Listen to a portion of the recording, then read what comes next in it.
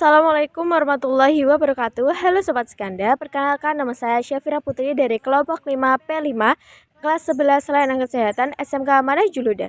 Di sini, kelompok saya akan melakukan wawancara seputar dengan dunia farmasi dan juga kewirausahaan, tepatnya di Apotek Mandiri Farma. Halo, selamat malam. Perkenalkan nama saya Wulan Febriana dan juga di samping saya Selarina Sofiana. Kami dari SMK Manahijul Huda akan melakukan wawancara dengan Bapak Daryanto selaku pemilik Apotek Mandiri Farma. Oke Pak, bisa dimulai? Ya, silakan. Kalau boleh tahu, gimana sih sejarah dari Apotek Mandiri Farma ini Pak? Ya, sejarah dari Apotek Mandiri Farma yaitu mulanya yaitu Apotek Mandiri Farma itu adalah dulu toko obat. Jadi setelah kita 2005 itu toko obat. Setelah izinnya selesai 2010 itu dirubah menjadi Apotek Mandiri Farma. Karena kan kalau toko obat itu kita itu menjual obat itu terbatas. Jadi kan kalau apotek itu menjual obat itu bisa apa yang dibutuhkan masyarakat itu ada semua. Jadi kan lebih lengkap dan masyarakat bisa membeli obat lebih dekat, tidak perlu jauh mungkin ke Tayu atau ke Pati dan lain-lain. Sejarah singkat dari Apotek Mandiri Farma. Oke Pak, selanjutnya bagaimana sih cara memastikan bahwa stok obat di apotek agar selalu tersedia? Ya, jadi gini. Jadi pertama yaitu setiap obat yang dikeluarkan di depan yaitu yang kita melayani pasien itu harus ditulis ya. Tulis nanti setelah itu kita cocokkan di gudang. Jadi di gudang itu masih ada berapa. Kalau menipis berarti kita perlu order lagi. Berarti didata satu-satu gitu? Ya tetap kalau ada yang beli data satu-satu. Ya. Bagaimana cara Apotek Mandiri Farma memastikan kualitas pelayanan di apotek tetap terjaga, terutama dalam hal kebersihan dan keamanan obat-obatan? Ya, jadi kan gini, kebersihan dalam arti itu kebersihan lingkungan dan juga kebersihan obatnya. Ya, jadi kan tiap karyawan yang kerja itu kan tiap pagi dibersihkan, terus nanti mau pulang juga dibersihkan. Jadi bersihkan 2 kali sehingga itu obat pagi itu bersih, nanti selesai sudah bersih semua. Ya. Bagaimana cara Apotek Mandiri Farma menangani pasien yang membutuhkan penjelasan tentang dosis obat yang mereka terima? Jadi gini, kadang itu memang ada pasien yang membutuhkan penjelasan. Jadi kan yang namanya obat itu kan kalau diminum sembarangan kan berbahaya. Jadi itu memang setiap karyawan itu memang harus dibekali apa itu fungsi obat itu untuk apa, dibekali pengetahuan maksudnya. Obat itu untuk apa, kemudian dosisnya itu berapa, diberikan nanti pada untuk anak kecil dosisnya berapa, untuk anak dewasa itu nanti dosisnya berapa, dan juga orang tersebut harus ditanya alergi obat atau enggak, punya sakit apa. Jadi kan ada obat yang orang itu alergi, jadi alergi itu maksudnya minum obat tersebut itu tidak tahan ya. Jadi harus kita bisa menjelaskan istilahnya ya. Di Apotek Mandiri Farma itu apakah pernah memberikan edukasi kepada pasien tentang menjaga pola hidup sehat seperti pola makan dan olahraga Pak? Ya tetap ada, soalnya kan kalau kita tergantung minum obat terus tanpa kita beraktivitas supaya badan kita sehat itu tetap orang tersebut tidak bisa sehat. Jadi harus bisa minum obat diimbangi dengan olahraga juga.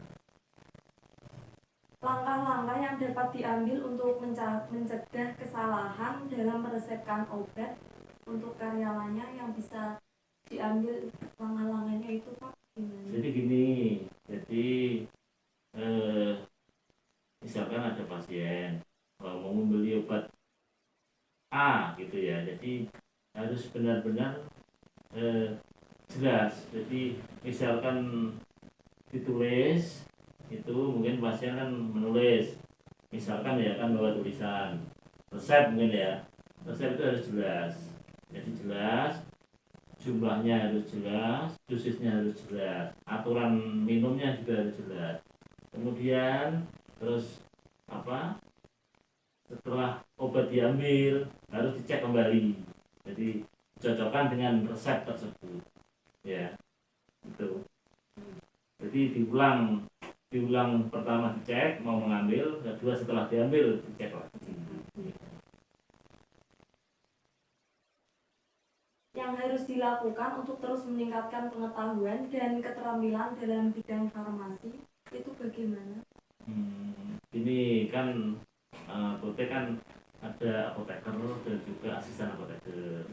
Jadi setiap 1 bulan sekali itu memang apoteker itu memberi arahan tentang obat-obat baru dan obat-obat yang apa istilahnya yang belum beredar. Jadinya kan karyawan biasanya kan tidak tahu ini obat baru, ini gunanya apa, fungsinya, dosisnya dan macam-macam, itu harus dijelaskan oleh apoteker. Jadi ada apotekernya setiap bulan ke sini untuk menjelaskan kalau ada obat-obat baru yang karyawan belum tahu. Pandangan untuk Apotek Mandiri Farma tentang pentingnya farmasi dalam sistem kesehatan secara keseluruhan itu bagaimana? Pandangan maksudnya? Untuk pandangannya Apotek Mandiri Farma itu loh, kalau pentingnya farmasi, pentingnya apa ya? Apotek Kalau farmasi itu penting itu ya dalam kesehatan seluruhnya. Oh iya. Kan ini jadi di bidang kesehatan itu kan sangat banyak. Jadi orang sehat itu kan tadi itu bukan hanya pola hidup sehat tapi yang namanya penyakit itu kan memang ada. Jadi setiap orang itu kan memang bisa dihinggapi atau dimasuki oleh virus ataupun kuman. Jadi kalau orang tersebut tidak tahan itu kan bisa sakit. Jadi memang walaupun sudah pola hidupnya sehat, tapi tetap untuk farmasi memang diperlukan. Walaupun itu farmasi bukannya itu menyembuhkan enggak, tapi juga seperti vitamin kan mencegah. Nah itu kan termasuk juga obat farmasi. Jadi dalam pikiran kita itu jangan terus obat itu menyembuhkan penyakit, itu enggak. Mencegah penyakit bisa diminum supaya badan kita itu sehat biar enggak terserang penyakit gitu ya.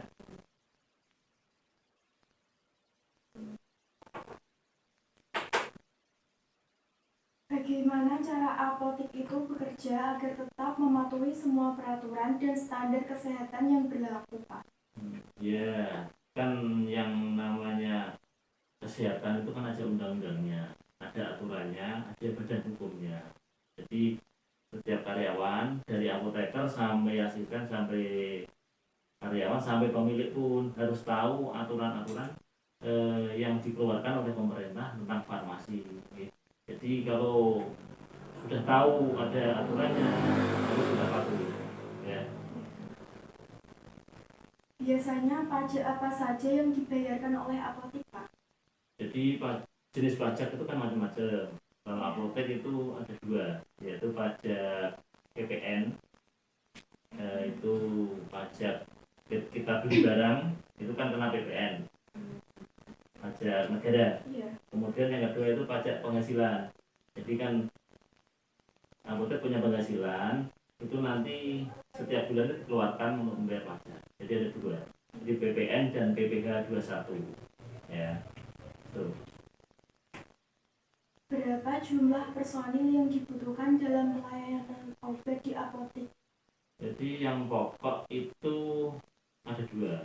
Jadi apoteker dan asisten apoteker. Jadi kalau apotekernya tidak ada, harus asisten apoteker ada di tempat. Kalau tergantung kalau apoteknya besar kan membutuhkan karyawan. Jadi kalau yang pokok tadi itu yaitu apoteker dan asisten apoteker ditambah karyawan. Jadi kalau misalnya apotek baru buka paling ya 3 atau 4 orang sudah cukup. Tapi kalau sudah besar ya paling banyak ya 10 atau Kalau boleh tahu, untuk di apotek Mandiri Farma ini biasanya personilnya berapa? ya kalau di apotek Mandiri Farma kan sudah lama berdiri, sudah lama beroperasi sudah puluhan tahun ya. Sekarang ya sekitar 10 orang. 10 orang. Ya. 10 orang itu sistemnya shift apa full time? Shift 2 kali. Jadi 3 yang 3 itu nanti libur. Jadi kan enggak kan 10 itu apoteker sama asisten juga berarti tinggal 8 toh. 8 itu 3 kan 6. Berarti yang 2 cadangan libur biasanya. Kan ada liburnya. Iya. Gantian ya. Enggak masuk terus enggak. Cara meningkatkan omset apotek itu bagaimana, Pak? Ya, ini jadi kan kita dalam melaksanakan sebuah usaha itu kan mesti pengennya kan sukses dan banyak yang beli dan banyak pelanggan, yaitu caranya untuk menaikkan omset yaitu pertama yaitu dari dalam dan juga dari luar. Dari dalam dulu ya. Dari dalam itu maksudnya gini, dari dalam itu kita itu sebagai misalnya karyawan semua ya, itu harus bisa menjelaskan secara meyakinkan kepada pasien yang membeli obat. Jadi kalau mereka itu yakin tentang apa yang kita jual, pasti lama kelamaan mesti kan pembeli semakin banyak. Itu jadi kalau yang jual aja itu tidak yakin, yang nawarkan aja tidak yakin, itu kan mestinya kan pembeli kan tidak mau toh. Jadi kita harus bisa meyakinkan bahwa obat ini itu bagus, misalnya gitu. Kemudian yang dari luar sendiri itu kan kita promosi, ya, misalkan ada event olahraga atau kesenian, kita pasang spanduk biar masyarakat tahu. Mungkin sponsor kaos atau apa gitu ya. Apa yang dimaksud obat bebas dan obat terbatas? Jadi sebenarnya obat itu ada 3, obat bebas terbatas, dan obat daftar G. Daftar G itu harus dengan resep dokter. Jadi kalau obat bebas itu bisa dibeli oleh siapa saja. Jadi itu ada warnanya itu hijau, ada lingkaran hijau juga. Jadi di kayak gini itu ini warna apa? Warna Biru. Biru. Nah, ini kalau warna biru itu obat bebas terbatas. Dalam arti bebas terbatas itu tidak semua orang boleh membeli. Misalnya gimana, anak kecil atau orang yang tidak tahu obat misalnya tidak boleh beli. Jadi khusus, jadi orang yang sudah terbiasa, terus kalau membeli itu biasanya kan ada warnanya ini, itu boleh. Jadi yang hijau itu anak kecil mau beli juga boleh, tidak apa-apa. Boleh. Kalau yang satu ini ada yang lingkaran merah ini. Ini obat daftar G namanya. Ini harus dengan resep dokter. kalau enggak resep dokter berarti Tidak boleh. Tidak boleh resep dokter ini. Jadi biasanya orang kan biasanya kan pernah periksa dokter. Nah itu biasanya menunjukkan entah resepnya di foto atau apa kan, saya sudah pernah minum obat ini Pak. Nah itu biasanya boleh ya. Itu ya. Ada Dan juga tambahi, nah bebas terbatas itu, yang bebas itu biasanya toko-toko juga jual. Kalau yang bebas terbatas itu toko obat.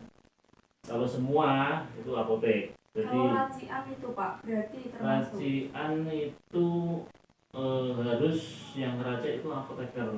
Jadi kayak toko obat terus toko-toko tidak boleh sebenarnya. Harus apotek yang boleh. Jadi kan toko obat sama warung enggak ada yang ada apoteker. Jadi yang ngeracik itu apoteker. Nanti dijual. Tuh, jadi yang boleh menjual ya apotek. Tidak boleh. Misalnya kamu punya warung beli obat atau kamu kacik sendiri tidak boleh. Nanti dicegah polisi nanti. Ya. Kalau boleh tahu, biasanya pendapatan per hari itu kira-kira berapa, Pak? Ya rata-rata.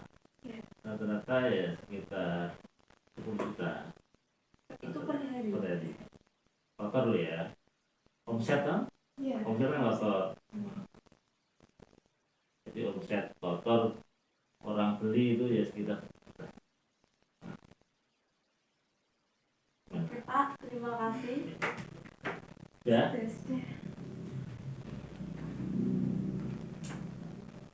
Katanya Pin, Salam. Closingannya iya. ya. Iya, tapi biar. Terima kasih Pak untuk waktunya. Oke Pak, terima kasih untuk waktunya. Pada malam hari ini sudah Oh enggak usah. Ketahuan dong. Siang ya, iya Bapak. Tapi Siang aku ya. awalan Bukaan selamat sama malam malam. loh. Oh iya wes. Tapi gak apa-apa. Iya kan aku mau buka apotek kan nanti jam 9. Iya. Oke Pak, terima kasih sudah Meluangkan waktunya. Oke Pak, terima kasih sudah meluangkan waktunya untuk kami wawancara. Oke Pak, kami pamit dulu. Ya, semoga bermanfaat ya. Amin, amin. Ya.